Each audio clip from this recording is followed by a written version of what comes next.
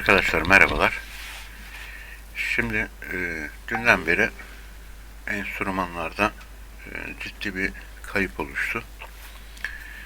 Dün bir tweette atmıştım zaten bununla alakalı olarak.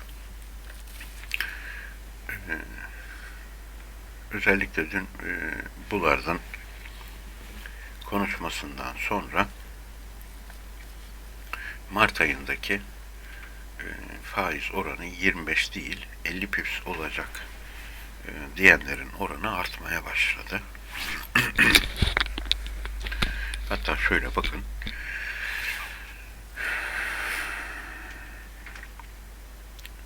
Geçtiğimiz hafta 9.2 idi. Bu 9.2'ye de zaten tarım dışı istihdam ve enflasyon verisinden sonra geldi. Aslında buradaki oran 0.4'tü. Bir önceki gün %12'ye yükseldi. Dün de %18'e yükseldi. Şu an daha henüz buradaki oran update edilmemiş.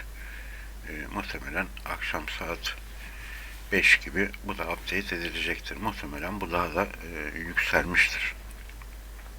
Tabi buradaki bu yükseliş sebebiyle de tüm enstrümanlarda satış geldi. Şimdi bir de ekonomik takvime bakalım. Ekonomik takvimde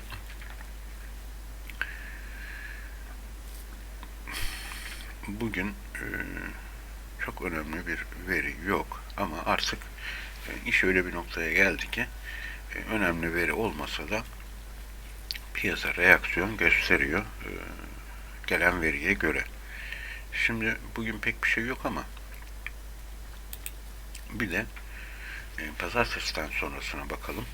Pazartesi günü tatil.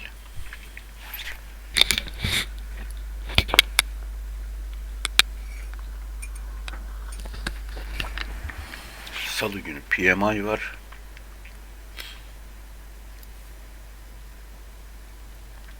Perşembe günü büyüme verisi var ABD'nin.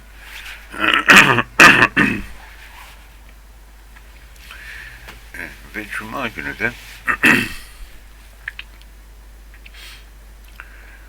kişisel tüketim, çekirdek kişisel tüketim giderleri var. Bu veri de önemli bir veridir. Bu veri direkt çünkü enflasyonla ilişkilendirilen bir veri. Bu veride de volatilite olma ihtimali yüksektir önümüzdeki Cuma. Ve muhtemelen bu ayda zaten bu şekilde bitecek görünüyor. Yani ay sonuna kadar enstrümanların üzerinde baskı devam edecek görünüyor. Ta ki ne zamana kadar? Tarım dışı istihdamın olduğu güne kadar. Şimdi ben şuradan tarih seçeyim.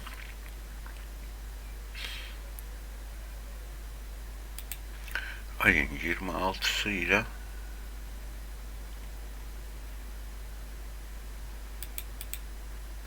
Mart'ın 3'ü arasına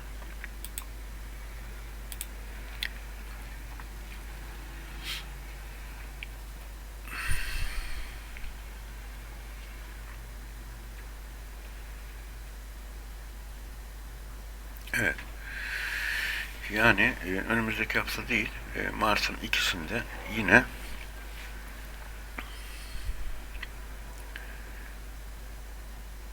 tarım dışı istihdam verileri var.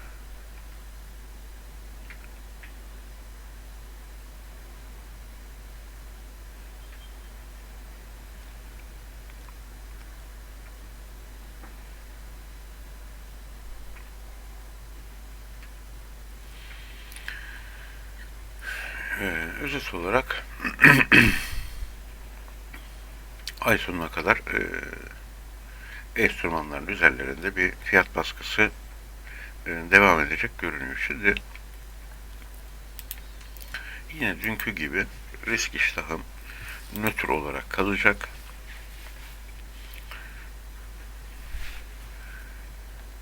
Yani buradaki hedef kanal kadar bir düşüş gelmeden, burası %100 olmadan herhangi bir alım yapmayacak. Buna göre de enstrümanlara yine şöyle bir bakmış olalım.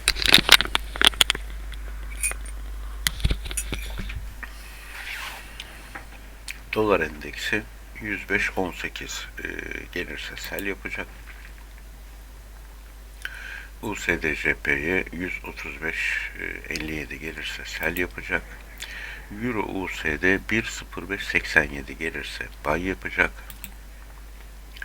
GBP 1.1869 gelirse buy yapacak. Tesla açılmadı. Nasdaq 12.121 gelirse buy yapacak. S&P 500 4016 gelirse buy yapacak.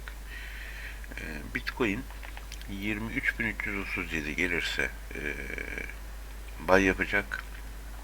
Zaten gecede gelmiş bu rakam. Ve hatta 23.740'ta da Bitcoin'in ilk kademesi geçilmiş. Burası ikinci kademe. Şu anda da tekrar ilk kademenin olduğu noktaya geliyor. Ethereum 1590 gelirse buy yapacak. AVAX 18.32 gelirse buy yapacak. Ons altın 1809 gelirse buy yapacak. Gümüş 20.94 gelirse buy yapacak. Portföyde zaten oldukça fazla miktarda pozisyon var ve bunların içerisinde sadece Tesla'yı ve AVAX'ı İsrail stoplarını iptal ettim. Onları elimde tutmak istiyorum. Ama geri kalan tüm